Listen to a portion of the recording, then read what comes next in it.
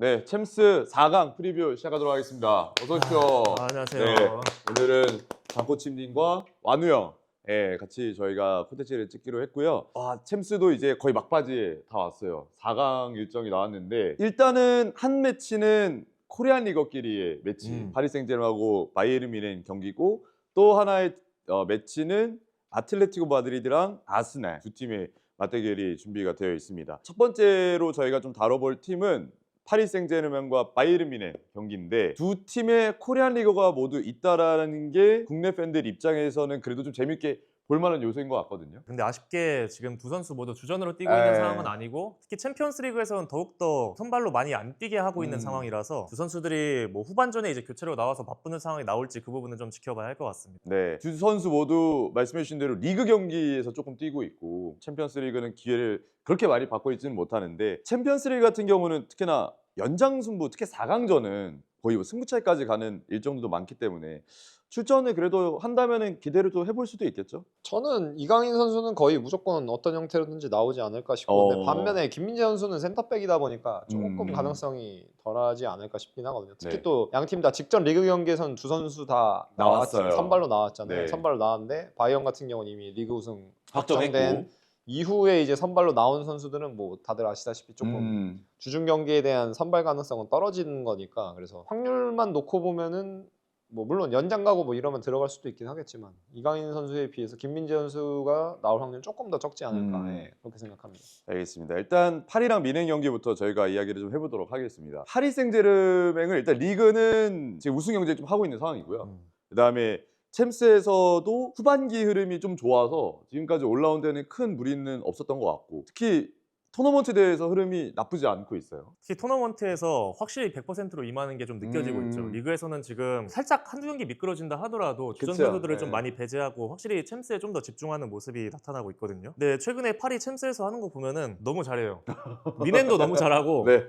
두 팀 모두 압박의 기반으로 되게 활동량도 좋고 워낙에 트랜지션도 빠르고 지금 장점이 되게 많은 팀이라 전 이 경기 진짜 되게 엄대엄 정말 그야말로 박빙으로 좀 흘러갈 가능성이 높지 않나 이렇게 생각하고 있습니다. 두 팀이 뭐 좋은 선수들이 너무 많은데 특히 공격진에 있는 선수들이 정말 좋은 선수들이 많거든요. 지금 뭐 파리는 뭐 많은 팬들이 아시겠지만 흐비차, 덴벨레 두회로 연결된 이 세 명이 굉장히 좋고 그다음에 뮌헨이 이번 시즌 물론 그나브리가 부상으로 이제 시즌 아웃이 좀 나왔다는 이야기가 있는데 크죠. 예. 그래도 지금 무시알라 복귀했고 네. 올릿에 루이스 디아스 거기에 해리케인 와 이렇게도 보면 공격진 대 공격진의 어떤 대결로도 좀 볼 수 있지 않을까 이런 생각이 좀 들거든요. 근데 뭐 선수 객관적인 전력은 둘 다 뭐 진짜 거의 어디 내놔도 꿀리지 않죠. 근데 반면에 저는 파리 같은 경우는 그러니까 챔스 최적화된 게임 모델이라고 좀 생각을 하긴 해요. 왜냐면은 뭐 첼시랑 할 때 같은 경우 이제 극명하게 좀 드러났던 건데 특히 어쨌든간 프리미어리그 팀들 위시로 해서 지금 각 리그 상위권 팀들은 이제 굉장히 공격적으로 압박을 하고 그리고 그러다 보니까 최근에 이제 수비맨디가 스페인 쪽이랑 언론에서 인터뷰한 게 제가 보는 잡지가 있는데 거기서 이제 인터뷰를 한 게 뭐였냐면은 프리미어리그 오고 나서 이제 뭐 차이가 느끼는 게 뭐냐라고 했을 때 공을 가지고 내가 플레이를 하려면 일단은 듀얼에서 경합에서 승리를 해야 네가 공을 가지고 뭐를 할 수가 있다. 그러니까 무조건 경합에서 승리를 해야 된다라고 이제 수비맨디가 얘기를 했는데 그런 거랑 같은 결에서 보면은 11명 전체가 파리는 굉장히 공격적으로 압박을 하고 압박을 한다는 건 결국엔 이제 중립볼 상황이 많이 온단 말이죠. 공을 완전히 내가 탈취해내는 경우도 있고 인터셉트하는 경우도 있겠지만 그렇지 않고 이제 중립볼 50대 50 누구의 공도 아닌 상황에서 경합을 해서 공을 따내야 되는 상황이 굉장히 많은데 파리랑 첼시랑 했을 때 뭐 리버풀이랑 했을 때도 마찬가지지만 프리미어리그 팀들이 사실 리그 자체가 그런 성향이 굉장히 강하잖아요. 그러다 보니까 상위권 팀들도 이번 시즌 보게 되면 패배가 굉장히 상대적으로 많은 거고. 그렇죠. 근데 파리는 어떻게 보면 프리미어리그 팀들보다 더 프리미어리그스럽게 그렇게 경기를 하는데 익숙하고 그러다 보니까 챔피언스리그라는 무대에서는 좀 더 힘을 크게 발휘할 수가 있다고 좀 생각을 하거든요. 그래서 약간 저는 당연히 뭐 이게 뭐 엄청나게 근소한 차이고 작은 마진 차이지만 그런 관점에서는 파리가 조금 더 우위에 미세하게 있지 않나 좀 생각을 하고 있습니다. 아무래도 이제 물론 코파니 감독도 이제 지난 시즌부터 하고 있지만 이 엔리케가 지난 시즌 챔피언스리그 우승하면서 본인의 그야말로 플랜 A 게임 모델을 정말 완전하게 녹여냈다고 봐도 무방한 상태거든요. 그렇기 때문에 말씀하신 것처럼 큰 경기에서 바로바로 선수들이 감독이 원하는 어떤 전술 전략을 수행하는 능력이 최고조에 지금 올라와 있는 것 같고 저는 이제 개인적으로 봤을 때 두 형님에게 먼저 말씀드리기 앞서서 저는 개인적으로는 중앙 쪽에서는 그래도 파리가 조금 더 좋지 않나라는 생각이 좀 들긴 하거든요. 왜냐면 비티냐가 근데 비티냐가 부상 당하긴 했어요. 네, 맞아요. 근데 이제 뭐 미넨전 맞춰서 복귀한다고 일정이 나오고 있기 때문에 거기에 이제 파비안 루이스 복귀했고 거기에 이제 네베스 있고 경우에 따라서는 여기에 최근에는 뭐 베랄두를 올려서 쓰는 경우도 있고 뭐 이강인도 넣을 수가 있고 다양성이나 말씀하신 경합 이런 부분은 저는 파리가 우위가 있다고 보시는데 중앙 대결에 있어서는 혹시 어떻게 좀 보시는지? 사실 어느 포지션 대결로 해도 다 박빙이라는 생각이 들어요. 일단 파리는 비티냐가 이번에 1차전에 맞춰서 복귀할 수 있다는 얘기가 일단 나오고 있고 최근에 비티냐 빠진 동안 베랄두도 수비형 미드필더에서 꽤 잘하긴 했거든요. 맞아요. 그래가지고 네베스도 지금 활동량 좋고 워낙에 역할 잘해주니까 또 바이에른 뮌헨은 근데 보면은 키미나 파블로비치 이런 선수들도 둘이. 워낙에 활동량 좋고 볼 전개나 배급 이런 부분도 안정적이라서 사실 저도 이것도 와. 어느 하나가 그래도 여기가 조금 더 앞서고 있지 않나 이렇게 막 쉽게 막 말하기가 좀 어려운 것 같아요.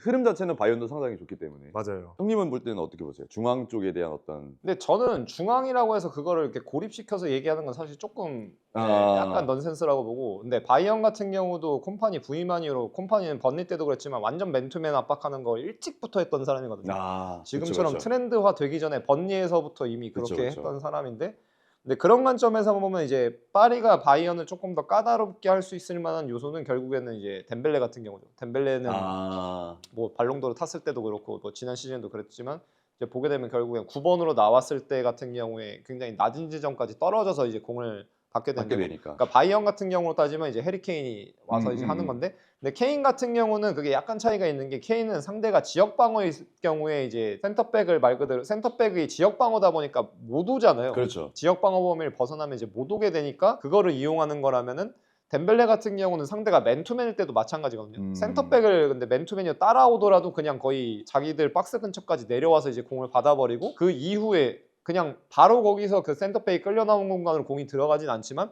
그 이후에 공이 순환되다가 그쪽으로 공략되는 경우가 파리는 굉장히 많아요. 그래서 흔히 얘기하는 중원 싸움, 미드필더 싸움도 결국에는 파리 같은 경우는 덴벨레가 그런 식으로 움직임을 하는 것 자체도 어느 정도 계산이 돼서 들어가야 된다고 보기 때문에 물론 뭐 당연히 뭐 미드필더 대결 구도도 있겠지만 그런 것까지 좀 포함이 되어야 된다고 생각을 하고 반면에 거꾸로 이제 바이언 같은 경우는 그거죠. 파리도 맨투맨으로 압박을 하는 팀이지만 케인이 어쨌든 간 있기 때문에 한 번 롱패스가 나가고 나면은 파리도 좀 내려 미들블록을 그렇죠. 어쨌든 간 지역 방어를 갖춰야 되거든요. 바이언 입장에서는 딱 그 지역 방어가 갖춰졌을 때가 저는 핵심인 것 같아요. 왜냐면 방금 얘기했던 것처럼 케인이 내려와서 받는 움직임 같은 경우를 대응을 어떻게 할 거냐에 대한 포인트도 있을 거고 그다음에 이번 시즌은 이제 바이언은 양쪽 풀백 같은 경우가 굉장히 좀 핵심적이에요. 그래서 뭐 도르트문트랑 리그 대여 클래시코 했을 때 같은 경우 보게 되면 도르트문트는 전형적으로 5-4-1 그렇죠. 수비하는 팀이니까 그래서 전체적으로 구도 같은 경우 어떻게 나오냐면 센터백 둘, 미드필더 둘, 양쪽 풀백 거기에다 그나브리까지 해서 7대5 정도 구도가 나와요. 계속해서 1선이랑 5-4-1이니까 4-1에서 5명이고 방금 얘기했던 바이언은 7명에서 7대5 구도로 계속 끌어내는데 풀백 같은 경우가 벌려 있는 것도 아니고 그렇다고 안으로 좁혀 있는 것도 아니고 한 라인 그러니까 뒤로 넘어가거든요. 그러니까 상대 윙의 등 뒤로 넘어가요. 그러니까 결국에는 어떻게 보면은 이제 다음 라인에서 수적 우위 가져가고 혹은 어떻게 보면 부분적으로 미드필더 가치도 이제 기능이 되는 거죠. 그러다 보니까 그런 것들을 잘하고 뭐 라이머 같은 경우도 그 과정에서 굉장히 핵심적으로 잘하고 있는 건데 파리가 일단 미들블록을 내려앉게 되면은 바이언 같은 경우 그런 관점에서 이제 파리 미드필더 라인에 대해서 계속해서 수적 우위를 가져갈 수 있으니까 되려 미드필더랑 미드필더 싸움인데 사실 다른 선수들이 관여되는 그 외에 상수 말고 그 외에 약간 변수가 될 수 있는 게 좀 더 중요하게 작용할 것 같습니다. 굉장히 또 핵심적인 얘기를 해주셨는데 그러면 혹시 완우 형이 보셨을 때는 이번 이제 첫 번째 매치를 봤을 때 가장 각 팀에서 좀 중요하다고 생각되는 선수 한 명씩을 뽑아볼 수 있을까요? 중요한 선수 하면은 지금 딱 영훈 형이 말했던 덴벨레랑 케인이 그런 역할 잘해줘야 될 것 같고 오히려 변수 요소를 이제 잘 어떻게 슬기롭게 대처하느냐가 더 중요한 그런 과제일 것 같거든요. 일단 바이에른 뮌헨이 이번 1차전 때 콤파니가 징계로 맞네. 없습니다. 네. 이게 감독이 징계로 빠져버리면은 아예 기술 지역에서 지시를 할 수가 없고 그렇죠. 그리고 하프타임 때 나가서 이제 라크룸에도 들어갈 수가 없기 그렇죠, 때문에 그렇죠. 만약에 바이에른 뮌헨이 뭐 경기가 안 풀리거나 할 때 콤파니가 이제 직접적으로 그런 어떤 의사 전달을 할 수가 없어서 이거 좀 생각보다 큰 변수일 수 변수라고 있겠네요. 좀 생각하거든요. 여기에 대해서 이제 나브리가 지금 사실 리그 페이지 때도 두 팀이 만났었잖아요. 그 맞아요. 그때도 연결고리 되게 잘하고 역할 잘해줬었는데 앞으로 남은 시즌 그나버리 없이 이제 무시알라가 얼만큼 그 역할 잘 해주느냐 여부도 좀 중요할 것 같고 파리 생제르맹은 뭐 비티냐도 이제 복귀하고 멤버 자체는 거의 완전체인 것 같거든요. 그렇죠. 예. 그래가지고 이런 1차전에서 나오는 바이에른 뮌헨의 변수를 파리 생제르맹이 좀 더 잘 활용을 해야 하지 않을까. 또 본인의 홈이기도 하니까 그렇죠. 네, 그런 부분을 파리가 1차전 잘 활용해야 될 것 같습니다. 형님 보실 때는 저는 바이언은 일단 무시할라. 아. 왜냐면 방금 계속 얘기를 했으니까 덴벨레랑 케인은 빼고 이제 무시할라 같은 경우인데 그나브리가 빠지고 무시할라가 아마 그 자리에 들어갈 걸로 예상이 되는데 그러니까 장단은 저는 확실히 좀 있다고 봐요. 통상적으로 하는 얘기로 봤을 땐 그나브리 같은 경우는 공이 없을 때 오프 더 볼이 조금 더 좋고 그리고 포지셔닝 자체가 오프 더 볼이 좋다는 건 이제 포지셔닝이 조금 더 좋죠. 그래서 아까 방금 얘기했던 것처럼 계속해서 상대 미드필더 등 뒤에서 이제 공을 받기 때문에 거기서 뭔가 수적으로 순간적으로 만들어낼 수 있고 거꾸로 이제 박스로 갔을 경우에는 자기가 직접 공을 받지 않는다는 걸 이미 알고 있어도 특정 공간으로 움직여서 제3의 선수가 뭔가 피니싱을 하거나 공간을 가질 수 있게끔 해주는 게 있거든요. 반면에 무시엘라 같은 경우에는 그런 부분은 상대적으로 조금 떨어지지만 공을 가졌을 때 공을 훨씬 더 오래 가지고 올 수 있는 선수다 보니까 쉽게 얘기하자면은 한 명 이상의 수비가 자신한테 고정이 돼서 이제 직접적으로 또 다른 선수가 그 발생하는 공간을 활용할 수 있게끔 한다는 부분에서 장단은 있지만 어쨌든간 무시할라가 어떤 식으로 또 좀 기능을 하게 될 건지 그렇죠. 예, 그런 걸 보는 게 흥미 요소도 흥미 요소고 좀 키포인트가 되지 않을까 싶고 반면에 파리 같은 경우에는 조금 모르겠어요. 파리 같은 경우에는 딱 뭔가 팀 기능적으로 봤을 때 어느 한 선수가 특정 공간에 머문다기보다는 그쵸. 워낙 좀 그냥 진짜 11명의 유기체처럼 움직이기 때문에 뮌헨도 마찬가지였죠. 예, 조금 약간 좀 더 까다롭긴 한데 근데 결국에는 뭐 보게 되면은 방금까지 언급했던 선수 제외하고는 저는 하키미 정도 예, 그치. 하키미 같은 경우도 보게 되면 결국에는 이게 이동 폭이 엄청 크거든요. 커요. 예, 이동 폭이 엄청 커서 그런 타이밍에 결국엔 특히 박스 근처에 있을 때 그 요만큼의 차이지만 그러니까 그런 거죠. 다른 데서는 한 1m, 2m 차이로 공이 연결이 되고 안 되고가 결정되는데 박스 안은 10cm, 20cm로도 공이 연결되고 안 연결되고 그렇죠. 차이가 갈리거든요. 근데 하키미가 제가 봤을 때는 이번 시즌 전체적으로 봤을 때 뭐 풀백이지만 박스 안에 진입하는 빈도도 워낙 높고 네. 그리고 그런 차이를 만들어낼 수 있다면은 하키미가 아니어도 다른 선수가 득점을 할 확률이 좀 더 올라간다고 보거든요. 그래서 좀 그런 부분에서 저는 파리는 되려 하키미가 약간 키가 될 수 있지 키가 될 않을까. 수 있지 않을까. 그런 생각이 또 들기도 한다는 말씀. 저는 이제 또 어떤 생각이 드냐면 세트 피스에서는 파리가 조금 약해요. 아니, 뮌헨도 좀 약해요. 예, 근데 제가 느낄 때 체감상 파리가 조금 더 안 좋은 것 같아요. 왜냐면 기본 신장 구조를 신장 자체가 이제 큰 선수들이 많이 없고 그렇기 때문에 일단 경합 자체에서 좀 밀리는 모습들이 있는 게 사실이고 공격할 때는 그래도 좀 괜찮은 모습들이 있거든요. 근데 수비할 때 그래서 그거를 바이언이 좀 어느 정도 준비를 하느냐에 따라 또 엔리케 감독도 본인이 제가 알기로 이제 몇 주 전 인터뷰에서 바이언전은 세트피스 훈련을 많이 할 거다라고 이야기를 했기 때문에 그게 또 어느 정도 갈림길의 포인트가 될 것 같고 저는 또 파리는 말씀해 주신 하키미가 굉장히 폭이 크게 움직이잖아요. 어떻게 보면 누누 멘데스는 세 번째 센터백으로 있다가 경우에 따라서 올라가는데 그렇죠. 하키미는 기본 디폴트로 많이 올라가다 보니까 이게 키가 되기도 하는데 독이 되기도 하더라고요. 그렇죠. 폭이 크니까 못 내려올 때가 있어요. 그래서 이런 과정을 이번 시즌 너무 많이 하다 보니까 이번 시즌 오히려 그 부분에서 약점 아닌 약점이 나오는 경우들이 좀 있어가지고 그거를 또 어떻게 메꿀 수 있을 것인지 어떻게 보면 득이자 실이 될 수도 있는 그런 상황을 어떻게 메꿀 수 있을 것인지가 중요할 것 같고 그나브리가 없을 때 무시할라. 근데 그나브리가 있을 때가 그나마 완성도가 전 제일 좋았다고 보이거든요. 그리고 그렇게 경기를 했던 선수들의 구조가 가장 많았으니까 그러면 이제 무시할라가 들어오면 또 다른 형태로 바뀌기 때문에 바이언도 그거에 대한 준비를 좀 해야 될 것 같다.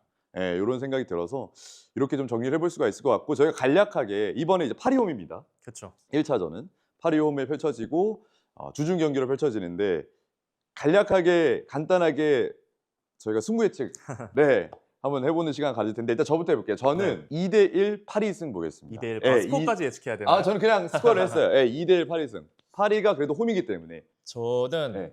스코어까지는 예측 안 할게요. 그냥 네. 승무패만 하면은 저도 파리가 이길 것 같아요. 아, 파리의 승. 일단은 말씀드렸던 대로 미넨 쪽에 콤파니가 이번에 없는 부분. 누적으로 없는 부분도 네. 있고 파리가 리그 페이지에서 한 번 졌는데 그때도 홈이었거든요. 아. 제가 볼 땐 홈에서 미넨에게 2번 연속 패배를 내줄 것 그거는 같지는 말도 않아서 안 된다. 아. 파리가 이번엔 그래도 1차전 어. 홈에서 좀 근소하게나마라도 잡고 가지 않을까. 좀 파리 승 조금 예측하겠습니다. 더 공격적으로 할 가능성이 있긴 하죠. 네. 네. 파리 승. 저도 파리 승. 전원 파리 승? 전원 파리 승. 근데 이러면 저는- 꼭 안 되던데. 근데 저는 솔직히 4강은 뭐 물론 매치업 따라 조금 다르지만 이런 매치업은 그냥 국룰은 홈에서 서로 이기는 거라고 봐요. 아. 그치, 그치. 보통 그런 경우가 네. 많죠. 그리고. 왜냐하면 맞아요. 지금 저희가 해온 대화의 흐름을 봐도 이미 음. 약간 저는 서로 홈에서 이기는데 누가 골 더 넣고 이기느냐 혹은 이제 그렇죠. 혹은 예. 연장 갔을 때 같은 경우에 뭐 승부 차이 가더라도 그럼 뭐 거기서는 음, 이미 손을 떠난 거니까 음. 좀 약간 그렇게 가지 않을까. 그러니까 파리가 좀 더 우위에 있다. 이번 경기는. 네네. 알겠습니다. 이렇게 좀 저희 정리를 해볼 수 있을 것 같고 이제 두 번째 경기로 넘어가겠습니다. 사실 저는 첫 번째 경기도 재밌을 것 같은데 전 두 번째 경기가 더 재밌을 것 같아요. 아, 네, 그러니까요. 이번에 이번에 스토리가 많아요. 그렇죠. 아틀레티코 마드리드 대 아스날의 경기입니다. 어떻게 보면 지금 스페인 팀 그리고 잉글랜드 팀인데 잉글랜드 팀인 아스날의 감독이 또 아르테타. 네. 스페인 출신이고 엮여 있는 게 굉장히 많거든요.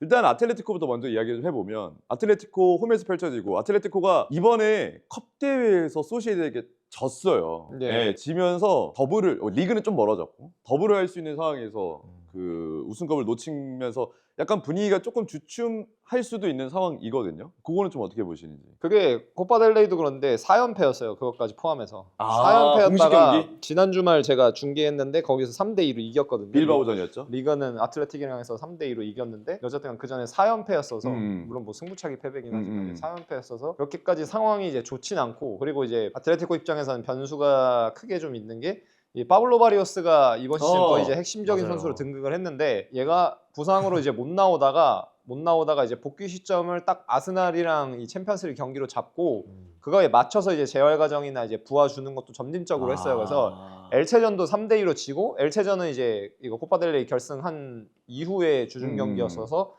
다 서브 넣었죠 막 서브 넣고 이제 했었는데 어쨌든 거기서 이제 후반에 투입돼서 한 20분 30분 요 정도 뛰었어요. 그러니까 맞춰 있는 거네요. 다 네, 스케줄이. 뛰고 그 다음에 이번에 이 제가 중계했던 경기 아틀레틱전에는 선발로 나왔는데 후반전 시작하고 한 10분 정도 지나고 나서 몸에 이상을 느껴서 이제 그 유니폼은 벗고 이제 워밍업 할 때 입는 거 프리매치 저지 있는데 그거 얼굴에다 뒤집어 쓰고 이제 나갔거든요.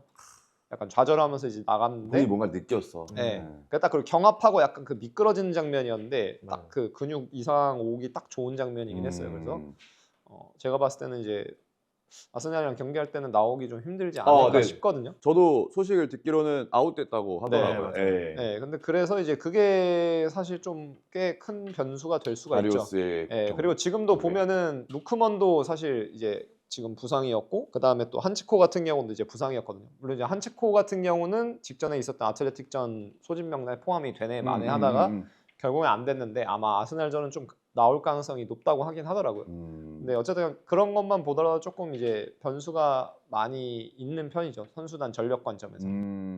와, 이게 컵대회 우승을 놓치면서 부상자가 좀 늘어나고 조금 안 좋은 상황인데 아스날도 지금 부상자가 또 다시 좀 있는 편이긴 하거든요.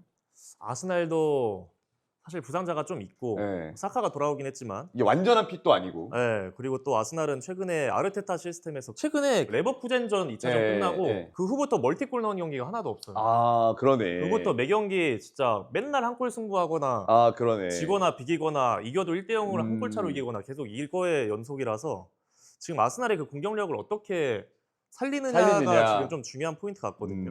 그래가지고 아틀레티코 마드리드전에서 아스날이 과연 얼만큼의 공격력을 보여줄 수 있을까 예. 이 부분에 대해서 걱정을 좀 많이 할 것 같습니다. 일단 직전 뉴캐슬전에서 하베르츠는 부상을 당했을 때 나갔고요. 맞아요. 예. 물론 어느 정도 이제 부상 강도인지 이런 거는 좀 더 디테일하게 커퍼러스에서 이야기를 좀 할 것 같은데 일단은 하베르츠는 부상 당해서 나갔고 그다음에 에제도 무리하지 않았어요. 뭔가 네. 좀 이상한 게 있어서 바로 자기 나가겠다. 이렇게 얘기해서 나갔었고 그러면서 두 선수 이제 빠진 가운데서 팀버 아직 이제 복귀 시점은 아직도 미정이고. 그렇죠. 예, 그래서 영훈이 형이 얘기하신 거에 연장선상으로 아스날도 지금 부상자가 디테일하게 좀 있는 상황이다. 거기다 공격력에 대한 아쉬움도 좀 같이 있는 상황인데 이 아스날의 부상 관련된 거는 또 어떻게 보시는지? 일단 뭐 저는 다른 거보다는 카이 나간 게 조금 이제 오늘 아침에 근데 이제 현지 시각으로 어제죠. 그러니까 어제 밤에 나온 거는 생각만큼 그렇게 큰 부상은 아니다라고 얘기를 했어요. 왜냐면 최초에 부상당했을 땐 제가 보기로는 뭐 월드컵도 뭐 그러니까 못 나올 수도 있다 해서 표정이 되게 안 좋았어요. 그래서 막 그 짤 도는 게 유럽 그 잉글랜드 쪽에 독일 쪽은 짤 도는 게 그 나겔스만 막 이렇게 머리 감싸지고 있는 거 가지고 막 짤 돌았거든요. 대표팀에서는 더 입지가 절대적이니까. 그렇죠. 그래가지고 이제 했는데 뭐 어쨌든 그 정도는 아니다라고 얘기를 했는데 뭐 근데 그거랑 별개로 이제 이번 주 당장 경기 아틀레티코랑 할 때 나올 수 있을지는 지켜봐야 되는 네, 상황. 사실 모르겠고. 근데 저는 그래도 카이 나간 것도 있긴 하지만 그래도 저는 아틀레티코보다는 아스날 쪽이 좀 더 낫다. 긍정적으로 보는 거는 어쨌든가 오른쪽이 유닛이 온전하게 둘 다 복귀를 했잖아요. 이제 웨데고르도 나왔고 그렇죠. 사카도 나와가지고 이제 어쨌든 둘 같은 경우가 제 생각에는 선발로 나오지 않을까. 사카도. 둘 선발로 나오고 그리고 한창 막 그랬잖아요. 이제 코너킥해서 세트피스 득점 많을 때 같은 경우에서 뭐 사카가 뭐 공격 포인트가 적다고 이제 하고 막 뭐 웨데고르 같은 경우는 욕을 엄청 먹었고 이제 비판이 엄청 많았는데 근데 저는 그거예요. 그냥 닦아놓고만 해서 근데 딱 그 둘 빠지고 나서 더 안 좋아졌어. 아예 다른 얘기예요. 네. 그리고 그 둘이 있기 때문에 상대 팀은 로우 블록으로 할 그렇죠, 수밖에 그렇죠. 없고 로우 블록으로 계속 하다 보니까 코너킥이 나와서 코너킥으로 골이 들어가는 거예요. 근데 뭐 물론 상대 팀의 어프로치가 그 둘 때문에만 달라진 건 아니겠습니다만 그 둘이 없으면 애초에 코너킥이 나오는 숫자가 훨씬 줄어요. 줄어들죠. 왜냐면 그만큼 안 무섭거든요, 솔직히. 근데 어쨌든 그 둘이 정상적으로 복귀를 했고 그리고 본머스전 첫 번째 실점만 보더라도 물론 그 논의도 마두에케도 잘 해주고 있지만 수비도 사카는 부카요는 수비도 엄청 잘해요. 맞아요. 수비할 때도 상황인지나 판단인데 부카요는 수비 자체도 엄청나게 좋기 때문에 마두에케도 논의도 잘해요. 근데 한 차례라도 그 한 번이라도 그 상황은 안 줘야 돼요. 0이어야 돼요. 그런 상황은 안 줘야 돼. 그 판단은 없어야 돼. 근데 그 판단을 주면은 문제는 뭐예요? 골이 들어간다는 거죠. 골이 들어간다는 거. 근데 어쨌든 그런 관점에서 저는 부카요 돌아온 거는 엄청 상당히 크다. 크다고 생각을 하고 그리고 제일 큰 거는 그거죠. 어쨌든간 이미 리그 페이지에서 붙어봤고 그때 이제 물론 홈이긴 했지만 이제 대승을 했기 4대 때문에 0으로 이겼잖아요. 그리고 경기 자체가 물론 뭐 이게 뭐 쉬웠다 뭐 이런 건 아니지만 상대적으로 조금 무난했거든요. 상대적으로 무난했고 그리고 그때는 또 이제 아틀레티코 백라인 같은 거 센터백들이 보게 되면 결국에는 이제 요케레스 막는데 상당히 조금 애를 먹었어요. 애를 먹었는데 카이가 못 나온다고 하더라도 그럼 아마 요케가 나올 텐데. 요케레스 빅토르 나올 텐데 그런 것까지 감안하면은 그래도 조금 전체적인 이 구도에서는 경기 하기 전으로 봤을 때는 아스날이 조금 더 긍정적이지 않나 생각은 하고 있습니다. 알겠습니다. 그 완우 형이 보셨을 때는 두 팀의 이제 첫 번째 맞대결 키포인트를 좀 집어보면 어떤 것들이 좀 있을지. 저도 일단 리그 페이지에서 두 팀이 한번 만나봤었잖아요. 그게 좀 크죠, 그때 사실. 보면은 일단 아스날의 가장 큰 특징이 그 앞쪽에서부터 전방위적인 압박이 굉장히 강하고 짜임새가 좋은 거잖아요. 그거에 아틀레티코 수비수들이 좀 많이 실수도 하고 당황도 하고 했었던 경기였어요. 그리고 아틀레티코 수비진들 보면 루젤이나 르노르망 이런 선수들이 사실 발밑이 그렇게 좋은 선수들 아니라서 압박 강하게 하면 좀 실수도 나오고 그런 게 많이 있거든요. 뭐 유렌테가 이날이 제가 볼 때 미드필더로 나올 가능성이 높아 보이는데 유렌테도 사실 막 발밑이 그렇게 세밀한 유형의 선수는 아니라서 압박 강하게 올 때 실수 조금씩 하는 부분이 분명히 있고 해가지고 시스템적으로도 아스날이 조금 더 우위에 있는 경기는 맞는 것 같고 또 그때도 그건 세트피스로 아스날이 두 골이 다 세트피스에 관여돼서 나왔거든요. 그렇죠. 최근에 아틀레티코 마드리드가 보면은 경기마다 세트피스 실점이 지금 계속 나오고 있어요. 그래요. 그래서 그런 어떤 상성도 있어가지고 이런 세트피스에서의 어떤 포인트, 아스날의 강한 팀 압박 이런 부분에서는 확실히 아스날이 조금 더 우위했지 않을까 이렇게 생각을 하고 있고 또 아틀레티코 마드리드 입장에서 그래도 뭔가 하나 해볼 만한 포인트가 있다면 역시 그리즈만 활용. 아스날은 어쨌든 이 센터백들을 계속 앞으로 튀어나와서 전진 수비 많이 하는 팀인데 그리즈만은 거기서도 간결하게 그냥 주고 선자 그렇죠. 플레이 하면서 그 뒷공간을 또 활용할 수 있는 연결고 역할을 해줄 수 있거든요. 그런 부분을 아틀레티코가 얼마나 이제 그 상황 동안 잘 해낼 수 있느냐 이게 좀 중요한 포인트가 될 것 같습니다.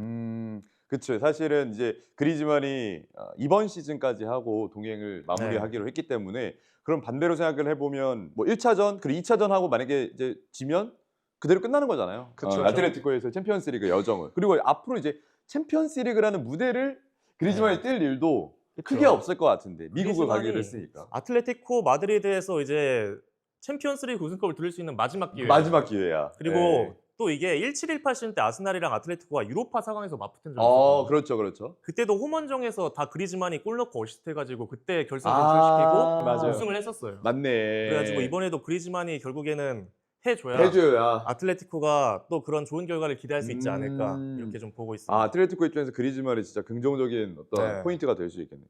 그리즈만을 또 엄청 어렸을 때부터 보셨잖아요. 저 11년도부터 봤으니까 11년도요? 그때 레알 소시아 와. 그때가 그 몽타니에 감독 있을 때 프리시즌 불러가지고 할 때부터 저는 와. 라리가 옛날부터 좋아했으니까 네. 그때부터 보고 그때 막 머리 막 노란색 하고 막 이랬을 거예요. 그래가지고 등번호도 이제 이상한 번호인데 몇 번인지 기억 안 나는데 아무튼 네. 이제 그러다가 12, 13 때부터 이제 본격적으로 조금 나오면서 이제 올라왔거든요. 근데 저는 그때부터 되게 좋아했던 선수였어요. 되게 좋아했던 선수고 왼발잡이고 특히 키랑 별개로 이 득점하는 데 있어서 되게 탁월한 감각을 지닌 선수였다 보니까 그리고 선수가 사실 공을 가졌을 때 그렇게까지 막 수비를 벗겨내고 이런 능력은 없거든요. 근데 진짜 딱 그 신체 조건에서 전술적으로 최고점이라고 판단이라는 관점에서 진짜 최고점에 이른 선수라고 저는 느껴져서 월드컵 때도 이제 뭐 아르헨티나한테 지난 카타르 월드컵 때도 그렇고 우승은 못했습니다만 그리즈만이 진짜 거의 뭐 핵심이다. 그렇죠. 사실상 이런 얘기 되게 많았잖아요. 그때도 뭐 다이아몬드 사사이에서 10번 나오고 했었는데 그래서 워낙 좋아했던 선수라 저는 사실 이번 이 대결에는 조금 약간 망감이 교차하긴 합니다. 당연히 그렇죠. 팬은 아스날 팬인데. 팀 구단으로서는 아스날이 올라갔으면 좋겠는데 이제 그리즈만이라는 선수를 워낙 옛날부터 봐왔다 보니까 그래도 이 선수가 구단 떠나기 전에 우승 한 번은 했으면 좋겠는데 그러니까 딱 사실은 그냥 코파델리에 우승하고 이건 졌으면 그치. 그게 가장 이상적이죠. 코파델리를 또 져가지고 네. 참 조금 마음이 좀 안타까운데 근데 뭐 어쩌겠습니까? 뭐 자기가 바르셀로나 중간에 갔던 거에 업보를 좀 치러야죠. 네. 마음과 생각이 따로 노는. 네. 또 많은 라리가 팬들이 이제 아틀레티코 마드리드를 낭만의 팀 이렇게 또 많이 눈여겨 보시잖아요. 시메오네랑 이 그리즈만이 함께 합작을 해서 또 시메오네도 아직 챔피언스리그 우승 트로피만 없잖아요. 그렇죠, 그렇죠. 둘이 합작을 해서 마지막으로 또 그리즈만이 마지막을 챔피언스리그 우승 트로피를 드는 거를 생각보다 많은 팬들이 꽤 기대를 하고 있는 것 같거든요. 그래가지고 이 스토리가 완성이 될지가 저도 여러모로 그래서 이 경기가 좀 많이 기대가 됩니다. 이게 8강 끝나고도 바로 감독은 믹스트존 인터뷰 하잖아요. 네. 인터뷰하는데도 시메오네 감독이 제가 그것도 보면은 되게 그러니까 막 엄청나게 진짜로 이게 사람이 순수하게 진짜 이 준결승에 다시 한번 올라갔다는 거에 너무 막 감정적으로 막 동요를 하는 게 느껴져요. 이렇게 막 한국말로 그냥 하자면 준결승에 올라갔습니다. 우리가 챔피언스리그 준결승에 이렇게 막 너무 벅차가지고 가슴 벅차서 막 이렇게 얘기하는 게 보여요. 이렇게 말을 막 이렇게 정리가 안 되는구나. 이를 잊지를 못하고 준결승이라는 단어를 세미피날이라는 단어를 되게 여러 번 얘기하거든요. 그러니까 그런 것만 봐도 진짜 좀 그냥 이 사람은 정말 매 순간순간만 생각하고 있구나라는 걸 또 느끼고 그거 준결승이라는 게 그만큼 사실 우리가 그냥 뭐 준결승 갔네. 우리는 또 그러잖아요. 약간 보통 대중 입장에서는 우승 못하면 사실 뭐 그렇죠. 기억이 잘 안 나고. 기억 잘 안 나고 잊어버리는데 이 시메오네라는 이 아틀레티코 마드리드 11, 12 시즌 때 부임해서 지금까지 하고 있는 사람도 챔피언스리그 준결승에 간 거는 이렇게 아이처럼 기뻐하고 가슴 벅차하는데 참 이런 것만 보더라도 또 다시 생각하게 되는구나를 좀 느꼈거든요. 참 하지만 근데 아스날이 들고 돌아서 아스날이 이겨야 될 것 같습니다. 아스날이 이겨야 될 것 같습니다. 뭐 아스날은 일단 챔피언스리그 우승컵이 없고 구단 역사상 그리고 말씀해주신 것처럼 시메오네 체제에서 챔피언스리그 우승컵이 없기 때문에 또 그런 공통점도 좀 있고 어쨌든 아르테타도 뭐 리그 지금 레이스 엄청 치열하게 하고 있는데 그렇다고 챔피언스리그 놓을 수도 없거든요 지금. 그렇죠. 지금 이 상황에서 이거는 같이 가야 되는 거잖아요. 알죠. 리그 우승 사실 빽빽하지만 이게 죽순테타의 성장 스토리가 완성되려면 이게 완성이 돼야 돼. 그 마침표를 찍으려면 챔피언스리그 우승과 리그 우승을 해야 돼요. 그렇죠. 그래도 리그가 우선이긴 하잖아요. 그렇죠. 그래도.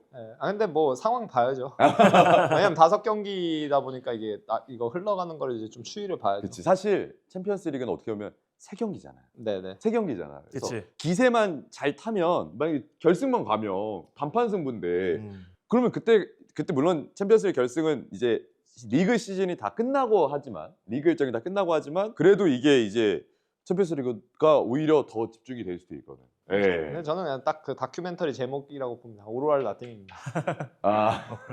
오르왈 나띵이죠, 솔직히. 두 개 다 놀 수는 없어요, 솔직히. 둘 다 놀 수는 없어. 알겠습니다. 그러면 자 여기서 이제 저희도 마지막으로 한번 이야기를 해볼 텐데 승부 예측을 해볼 텐데 저는 이번 이제 아틀레티코 홈이거든요. 1차전 아틀레티코. 1차전 아틀레티코 홈인데 와. 저는 2대0 아틀레티코 승 보겠습니다. 아틀레티코 승. 왜냐하면 저는 요즘 폼을 봤을 때 카이가 없는 거 너무 큰 것 같아요. 네, 카이 하베르츠가 없다라는 건 너무 큰 것 같고 이제 이전에 맞대결을 했을 때는 아스날 홈이었고 그렇죠. 그렇죠? 그리고 이제 저는 아틀레티코 홈에서는 아스날이 요케레스가 나온 상황에서 하베르츠가 없는 가운데서 그 정도의 고강도 압박을 할 수가 있을까? 했을 때 기능이 될 수 있을까? 그리고 제가 생각했을 때는 사카가 매치핏이 100%가 아닐 가능성이 있기 때문에 그것까지 좀 고려를 해본다면 오히려 아틀레티코가 더 강하게 몰아붙일 것 같거든요. 결국에 4강에서 누가 올라가게 될지는 저는 그때는 아스날이 지금 생각은 조금 더 크다고 보는데 지금 1차전 결과만 보면은 뭔가 아틀레티코가 더 힘을 줘서 프락셀을 밟을 것 같은 느낌이 좀 있어요. 1차전에. 그래서 저는 아틀레티코가 승리를 할 것 같다. 이렇게 생각을 합니다. 저도 1차전은 일단 아틀레티코 마드리드가 왠지 이길 것 같아요. 승리를 할 것 같다. 왜냐하면 시메오네가 그 어느 시즌과 비교해도 진짜 컵 대회에 선택과 집중을 하고 있는 시즌이고 리그를 이제 어느 순간부터는 사실 좀 많이 놓고 있으니까 챔피언스리그권 유지하는 정도. 챔피언스리그 티켓 유지하는 정도만 되고 있으니까. 그렇게 하고 또 시메오네가 지금 보면은 막 기록적으로도 챔피언스리그에서 과거에 바르셀로나랑 8강에서 2번 만났을 때 다 바르셀 꺾고 결승 진출했거든요. 맞아. 그러네. 이번이 세 번째 똑같이 8강에서 만난 건데 또 꺾고 또 올라. 바르셀로나 꺾고 올라왔어요. 바르셀로나 징크스. 네, 그리고 뭔가 바르셀로나 잡고 토너먼트에서는 뭔가 그 시메오네만의 힘이 있는 것 같아서 특히 1차전 홈경기잖아요. 이 경기를 잘해야 제가 볼 때는 결승전 진출할 가능성이 높을 것 같거든요. 또 아스날이 최근에 공격력이 저조하는 부분 이런 거 고려했을 때 아틀레티코가 홈에서 만약에 2골을 넣을 수 있다면 결승 가능성이 전 엄청 높아질 커진다. 수 있다라고 생각을 하고 그래서 1차전 아틀레티코 마드리드 승리를 한번 예측을 해보겠습니다. 알겠습니다. 저는 무승부. 무승부. 네, 왜냐면 제가 직전 아틀레티코 경기를 중계했다 맞다. 중계를 또 보니까 하셨네. 네, 직전 경기 중계했다 보니까 좀 그러고 그러니까 저는 약간 상성이라고 좀 생각을 해요. 왜 상성이라고 생각하냐면은 아틀레티코는 결국에는 지공을 잘하는 팀은 아니에요, 솔직히. 맞아요. 그렇죠. 지공을 잘하는 팀은 아니고 그리고 거꾸로 얘기하면 결국엔 트랜지션에서 라리가 팀들 중엔 강점이 있고 그리고 쉽게 얘기하면 뭐 아까도 얘기했지만 중립볼 경합 상황 같은 데서 조금 더 강점이 있는 팀이고 그건 시메오네 감독 부임 이후에 거의 항상 계속해서 유지되어 왔던 거예요. 딱 그 리그 우승 한번 그리즈만 없을 때 했을 때 이제 주앙 펠릭스 있을 때 정도를 제외하고는 그땐 지공이 좀 좋았거든요. 그때 정도 제외하고는 항상 이제 일관됐는데 그런 관점에서 봤을 때 아스날은 아틀레티코한테는 전 최악의 상대라고 봐요. 왜냐면은 딱 그거잖아요. 그러니까 아스날 같은 경우는 딱 그 우리가 요새는 좀 많이 익숙해졌지만 포터백 그냥 센터백인데 근데 이 선수들이 기술적으로 나쁘냐? 그것도 아니니까. 아니죠. 그리고 스쿼드 자체가 이제 최근에 시티랑 아스날 경기가 연속으로 좀 막 붙어서 있었지만 이 두 팀이 각기 다른 팀이랑 붙었을 때는 비슷해 보이는데 이젠 두 팀끼리 붙었을 때는 방향성이 이제는 완전 나뉘죠. 꽤 많이 나뉜 게 보여요. 특히 이제 시티 같은 경우 어쨌든 간 가르디올라가 계속 했던 것처럼 기술적으로 공간이 좁아졌을 때 힘을 발휘할 수 있는 선수들을 여전히 다수 보유했고 그게 이제 잘 보였던 게 셰르키 같은 경우는 굉장히 잘 보였던데 반면에 아스날 같은 경우는 그거보다는 조금 더 지금의 프리미어리그 동향에 맞는 선수들로 이제 팀이 채워졌잖아요. 방금 말씀드렸던 센터백들이 가능한 풀백들. 그러니까 센터백을 해도 이상할 게 없고 풀백을 해도 이상할 게 없고 그리고 거기다가 뭐 지금은 빠져있지만 뭐 메리노를 포함해서 그렇죠. 전반적으로 뭐 미드필더 구성이나 이런 것들 같은 경우도 뭐 데클란 라이스도 그렇고 뭐 다 봤을 때 이제 좀 그런 식으로 구성이 됐는데 아스날은 그러니까 딱 지금 그런 관점에서 봤을 때는 아틀레티코가 가지고 있는 강점이 제일 발현이 덜 될 수 있게 하는 팀이라고 저는 생각을 해요. 특히 인플레이 상황에서. 거기다 이제 추가로 봤을 때는 리그 페이지 때 붙었을 때도 뭐 아까도 말씀해 주셨지만 세트피스가 결국엔 좀 핵심적이었다고 하는데 세트피스는 저는 크게 달라진 거 없다고 보거든요. 왜냐하면 마갈량이스가 항상 메인 3인데 메인 3 그대로 있죠. 뭐 물론 카이 없었지만 리그 페이지 때도 카이는 없었어요. 없었고 근데 거꾸로 아까도 얘기했던 것처럼 근데 큰 건 뭐다? 그때랑 비교해서 보자면 결국에는 이제 웨데고르랑 사카는 있기 때문에 오히려 플러스가 좀 된 느낌. 예, 저는 그래서 카이가 나간 거 당연히 아쉽기는 하지만 이 팀이랑 상대할 때는 이 둘이 되려 들어온 게 좀 더 크다고 봅니다. 그래서 1차전 뭐 당연히 쉬운 승부는 아니고 어려운 승부가 되겠지만 그래도 무승부? 0대0 내지 뭐 한 1대1 정도? 예. 거의 약간 정말 용호상박 대결. 네. 2차전은 이제 아스날이 조금 유리할 수 있다. 네. 그렇게 좀 볼 수 있겠고. 근데 2차전은 아스날이 확실히 좀 유리할 것 같긴 해요. 저도 일단 팀적으로는 딱 영훈이 형이 말한 대로 아스날이 조금 더 좋은 점들을 많이 갖고 있다고 생각해서 아틀레티코가 이제 결승으로 갈 수 있는 조건은 그냥 어떤 축구적으로 설명할 수 없는 무언가의 그 힘, 그런 어떤 마법, 그런 그런 게 아틀레티코 쪽에서 뭔가 그렇지. 발현될 수 있지 눈에 않을까. 보이지 않는 뭔가. 네. 그런 걸로 해서 저는 일단 1차전 아틀레티코 승리를 치겠습니다. 저도 아틀레티코가 음. 이게 전체 그림을 볼 거 아니에요. 그쵸. 그러면 우리가 결승하려면 어떻게 해야 될까 생각하면 1차전에 무조건 기어 올리고 2차전은 만약에 그들의 계획대로 된다면 2차전은 진짜 그냥 완전 내려앉을 것 같거든요. 시메오네가 원래 네. 또 1차전 홈에서 할 때는 엄청 공격적으로 하고 2차전 때 진짜 영혼의 수비하는 네. 그런 방식으로 많이 해요. 시티랑 했을 때 언제였죠? 그때 5-6-0 한 적 그쵸, 그쵸. 있잖아요. 네. 5-6-0. 그런 적도 있었죠. 특히나 뭐 바르셀로나를 이번에 상대했을 때도 비슷한 그 큰 틀에서는 비슷한 흐름이었고 홈에서 하고 원정에서 좀 내려앉으면서 결국에 총합 스코어에서 이기면서 올라갔으니까 아스날도 약간 그런 흐름을 갈 것 같은데 그러려면 아틀레티코는 1차전이 그래서 굉장히 중요하다. 네. 네. 그렇게 좀 정리를 해볼 수 있지 않을까? 퍼센테이지로 2차전 홈에서 하는 쪽이 올라갈 확률이 아마 훨씬 높긴 네, 할 맞아요. 거예요. 데이터로 특히, 그렇다 특히 하더라고요. 4강 같은 경우가 아마 많이 그럴 거예요. 그래서 토너먼트 대회는 2차전 홈인 팀이 더 유리하다는 얘기 많이 하죠. 네, 그래서 네. 리그 페이지 때부터 뭐 그런 약간 혜택을 주는 게 포인트 결국에는 점수 같은 2차전 거. 홈을 네, 하게 네. 하는 게 그 혜택이잖아요. 그런 부분이 있기 때문에 이번에는 파리 홈 그리고 아틀레티 홈. 네, 2차전은 미넨 홈, 아스날 홈 이렇게 진행이 되겠습니다. 저희도 이제 이번 프리뷰를 찍고 다음에 1차전 끝나고 2차전 시작하기 전에 그때로 포인트로 또 프리뷰를 찾아오도록 하겠습니다. 오늘 1차전 프리뷰 고생하셨습니다. 그렇습니다. 감사합니다.